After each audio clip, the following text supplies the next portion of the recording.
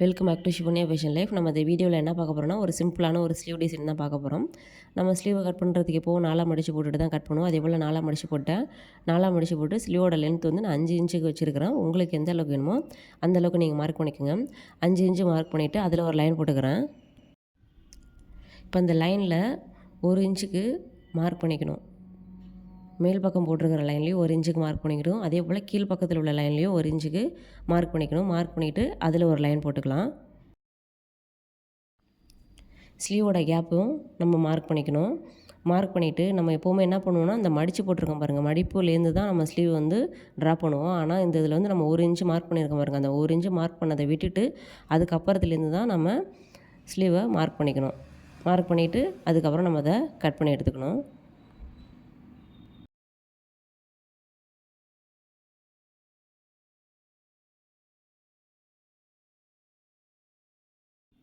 Cut பண்ணி எடுத்தாச்சு. இப்போ நம்ம மடித்து போட்டிருக்கிறதுல சென்ட்ரு கரெக்டாக தெரியணுங்கிறதுக்காக அங்கே ஒரு அறுக்காத்து போட்டுக்கிறோம். 2 பக்கத்துலையுமே போட்டுக்கிறோம். அதே போல் 1 இன்ச்சுக்கு மார்க் பண்ணியிருக்கிறோம் பாருங்க, அதுலேயும் அறுக்காத்து போட்டுக்கணும்.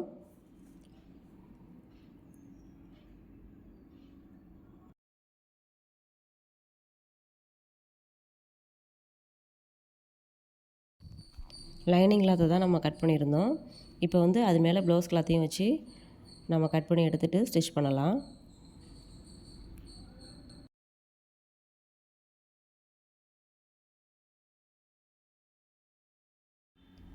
லைனிங் கிளாத்து கம்மியாக இருக்குது சைடில், அதனால் எக்ஸ்ட்ரா கிளாத்து கொடுத்து நான் ஸ்டிச் பண்ணிக்கிறேன். ஸ்டிச் பண்ணிவிட்டு இப்போ வந்து ப்ளவுஸ் கிளாத் வந்து உள்பக்கத்து மேலே தான் லைனிங் கிளாத்தை வச்சு நம்ம தைச்சிக்கணும். உள்பக்கத்து மேலே வைக்கணும். நம்ம வெளிப்பக்கத்து மேலே லைனிங் கிளாத்தை வைக்கக்கூடாது. ஏன்னா நம்ம திருப்ப போகிறதில்ல லைனிங் கிளாத்தை, அப்படியே தான் வச்சு தைக்க போகிறோம். இப்போ ப்ளவுஸ் கிளாத் மேலேயும் லைனிங் கிளாத்தை வச்சு தைச்சிட்டேன். தைச்சிட்டு ஃபுல்லும் சுற்றியுமே நான் ஸ்டிச் போட்டுக்கிறேன் அப்படியே.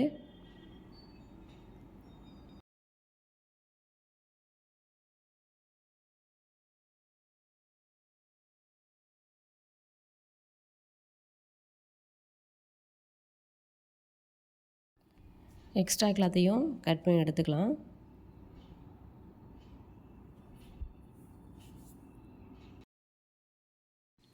லைனிங் கிளாத் மேலே தான் நம்ம அர்க்காத் போட்டிருந்தோம். இப்போ ப்ளவுஸ் கிளாத் மேலேயும் வச்சு ரெண்டுத்தையும் சேர்த்து ஒரு அர்க்காத் போட்டுக்கலாம். 2 பக்கத்துலையுமே இது மாதிரி போட்டுக்கலாம்.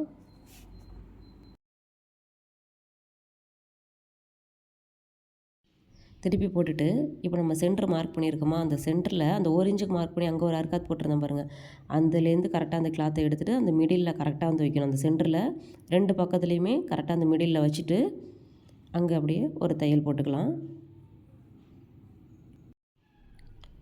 அந்த துணி எதுவும் மடங்கிடக்கூடாது. கையை வச்சு பொறுமையாக பிடிச்சிக்கிட்டு நம்ம அப்படியே தைச்சிக்கணும்.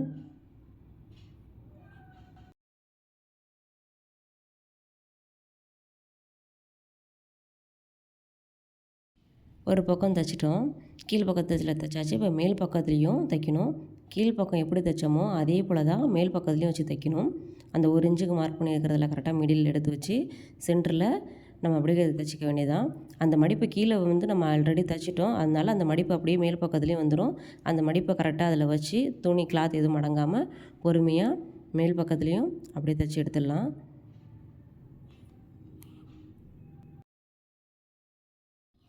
ரெண்டு பக்கமுமே தைச்சாச்சு. இப்போ கீழ் பக்கத்தில் நான் பார்டர் கொடுத்து தைக்க போகிறேன். இந்த ப்ளவுஸ் கிளாத்துக்கு வந்து பார்டர் இருந்தது, அதனால் நான் பார்டர் வச்சு தைக்கிறேன். இல்லை இதே கலர் கிளாத்தை கூட நம்ம கொடுத்து தைக்கலாம், இல்லைனா வேறு கலர் கூட கொடுத்து தைக்கலாம். இப்போ நான் பார்டர் வச்சு தான் தைக்க போகிறேன். இந்த பார்டருக்கு நம்ம கட் பண்ணி எடுத்துருக்கிறேன். அதுக்கு அந்த சைஸுக்கே லைனிங் கிளாத்தையும் நான் கட் பண்ணி எடுத்துக்கிட்டேன்.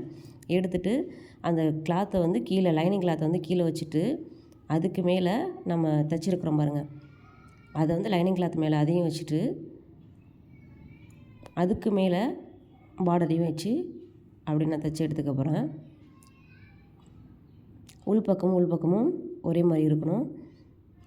அந்த உள்பக்கம் ப்ளவுஸ் கிளாத்தையும் பார்டரையும் அப்படியே ஒன்றா வச்சுட்டு லைனிங் கிளாத்தையும் கரெக்டாக ஈக்குவலாக எல்லாம் வர மாதிரி வச்சுட்டு அப்படியே அங்கே ஒரு தையல் ஸ்ட்ரைட்டாக போட்டுக்கிறேன்.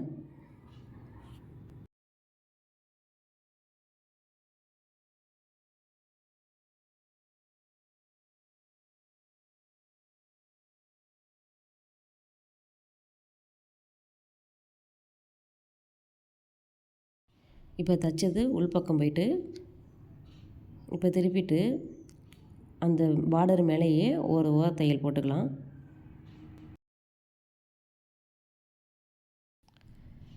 பார்டரில் கீழ்ப்பக்கத்தில் கொஞ்சமாக மடிச்சுட்டு அதே சைஸுக்கு லைனிங் கிளாத்தையும் கொஞ்சமாக மடிச்சுட்டு ரெண்டுத்தையும் ஈக்குவலாக வச்சு அப்படியே ஸ்ட்ரைட்டாக ஒரு லைன் போட்டுக்கலாம், ஒரு ஸ்டிச்சஸ் போட்டுக்கலாம்.